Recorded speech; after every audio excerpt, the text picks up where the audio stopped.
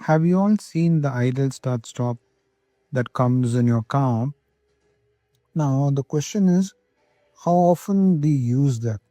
Now, by default, it's on. As in, if you see this icon, by default, it's on. But when you off, like you notice here,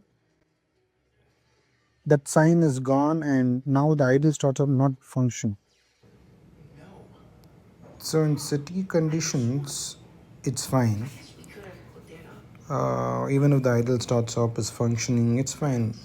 But what about places where in malls when there is a steep incline or any kind of a steep incline locations in the city, or especially very important when you're driving in a Ghats section or hilly section, I guess it's better to have the idle start stop off.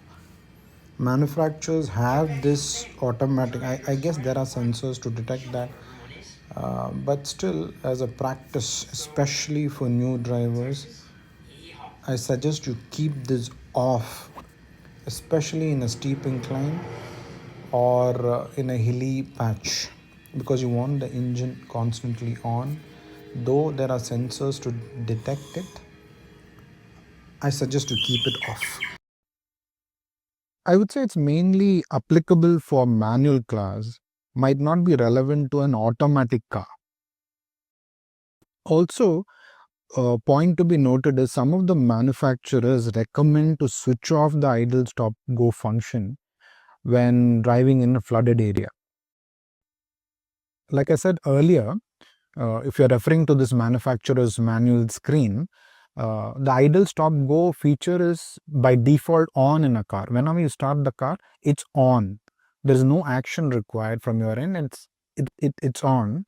So when you slow down, when you're at a signal, when the gear is in neutral, please note when the gear is in neutral, uh, this feature will kick in, and the car is intended to save fuel.